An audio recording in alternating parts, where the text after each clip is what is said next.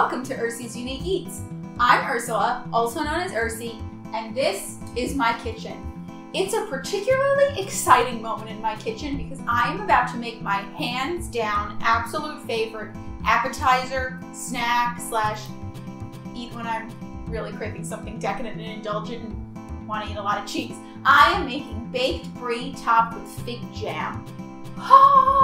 I'm obsessed with brie cheese. I'm not gonna lie, my fiance and I are planning our honeymoon right now to Paris for next summer, and my main motivations for going are because I want to eat brie cheese that was made in Paris while sitting and like picnicking just anywhere. It's like my main motivation for going, and you know, love and going on a honeymoon and stuff. But back here in New York, I make baked brie just about every chance I get. I've kind of concocted this recipe just based off things I've seen and things that I think taste good. I love to serve it when friends come over, when family comes over. I've served it as an appetizer on Thanksgiving. And today, my fiance and I are just gonna eat it after filming because it's so good. If you wanna make your own baked brie at home, just keep one thing in mind. It does not last very long. Firstly, because it's delicious, and secondly, because of the melted cheese. So once it comes out of the oven, you have to be ready to serve it or eat it. So if you are planning on making this, make sure you time it out smartly. Otherwise, if you want to make it at home, come check out the ingredients that I'm using to make it here. To make your own baked brie at home, here are the things you will need. 1 sheet of defrosted puff pastry. Guys, don't mess around trying to make your own puff pastry. It takes a day, it's super complicated, and it tastes exactly the same as the frozen stuff that you could find near the frozen pie crust. However, if you make a great puff pastry and you love to do it, go ahead and make your own. I will be using the frozen sheet. About 1/4 cup of fig preserves. I say about, because once you start spreading it on, you'll really be the judge of how much fig preserve / fig jam you want on top of your baked brie. So I have about 1/2 cup here. I'll probably only use about 1/4. 1 wheel of brie cheese. This is a small wheel of brie cheese because, again, like I said, I'm just making this for Danny and I. But if you're making it for a bigger crowd, I recommend getting the bigger wheel.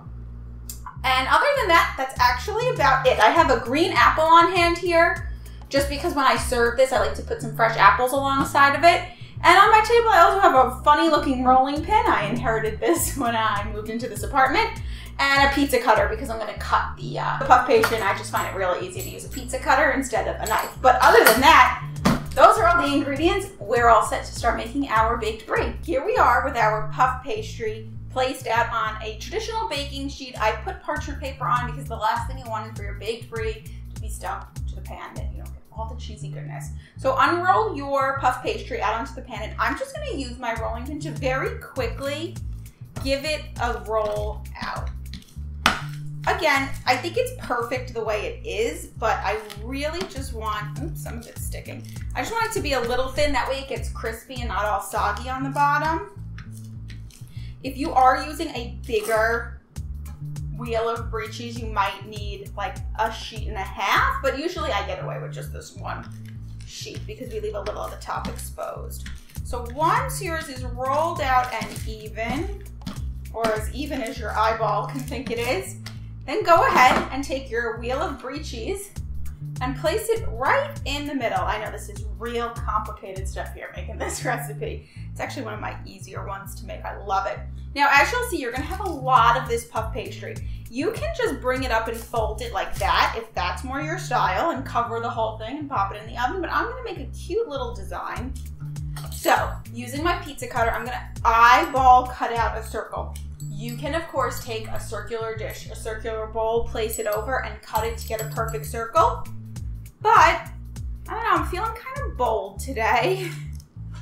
So I'm just winging it. Now, if you're going to wing it like me, I highly recommend winging it with extra room. So don't cut like something so small because you can always take off, but you can never really put back on. So I've got a nice little oblong looking thing here, and you can just start picking up your brie. If it sticks a little to the bottom like mine, not a big deal. You can just gently fold it up. You want to make sure that you get it in the middle.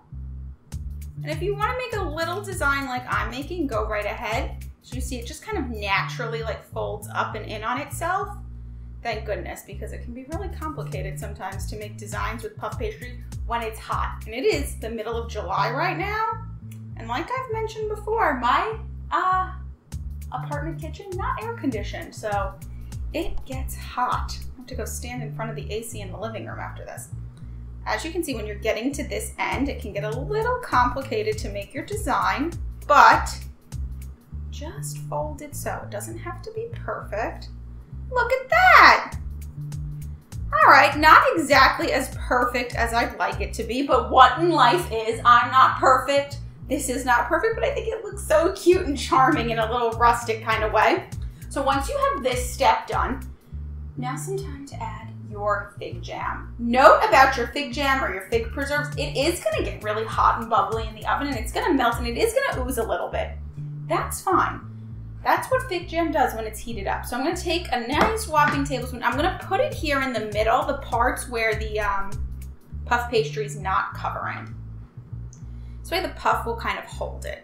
Now that's not a ton of fig jam, but that's what I'm going to start with. And then when it comes out of the oven, I usually add just a little bit more. That way you really get that fig jam flavor. If you don't like fig jam, you can use any other kind of jam that you think will go really good with Brie cheese. I've heard raspberry goes really well. My friend makes this great mango Brie panini. So if you want to choose like a mango preserve or a mango jam, maybe that would be really good too. But for me, fig is for me. Guess what, guys? This thing's ready to go into the oven. So into the oven we go.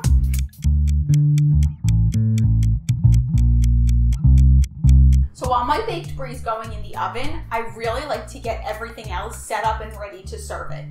I know that can be a little daunting, especially if you're entertaining where you're like, oh, but I've got a bunch of other stuff to do. The more I do ahead of time, I feel the easier it is once my baked Brie comes out of the oven. So like I mentioned at the beginning of this video, I like to serve it with an apple. You can use figs on the side of your baked Brie. You can use any kind of apple, crackers, just whatever you think goes really well with baked Brie. I've got a green apple right here, so I'm just gonna slice my apple. Of course, wash it first. But I'm gonna slice it up.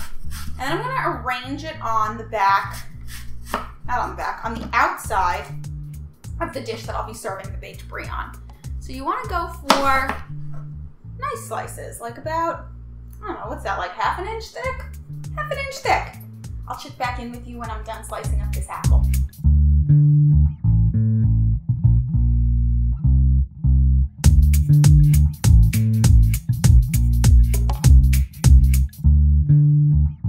So there, my apples are all sliced. I'm gonna move them slightly to the side and get the dish that I'm serving my baked Brie on. It looks like a tree log that just kind of got sliced in half. I love to serve baked Brie on this. I think it's so rustic. All right, I'm just going to arrange my apples in a nice little concentric circle around the outside. At least I think that's what concentric means. Please correct me if I'm wrong. Sometimes I just spew words. I'm just gonna go out around the outside. I would overlap them, but I don't know, then they just kind of fall. Oh, that might not look too bad. Pro tip, if you don't want your apples to brown, coat them with a little bit of lemon juice and they'll stay this nice pale color the whole time. Look at that. All right, as soon as the apples are all around the middle, I'm gonna wait a little bit more for my baked Brie to come out of the oven and I'll check in with you then.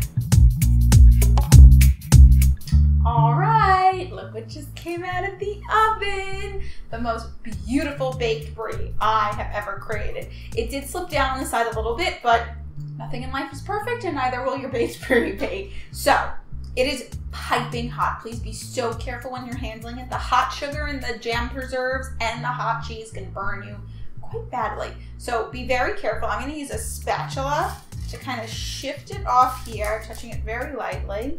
And I'm gonna just plop it right here in the middle. Ha! Look at that, that is gorgeous. Let me just take my hot pan and move it away so that we can focus on this beauty. Oh, talk about the star of the show for an appetizer. Now you'll see where the jam didn't necessarily like run down it like it normally does. I guess, I don't know, the jam didn't feel like doing that today. So like I said, I always just have a little extra jam. And I'm going to fill in the little gaps that were created.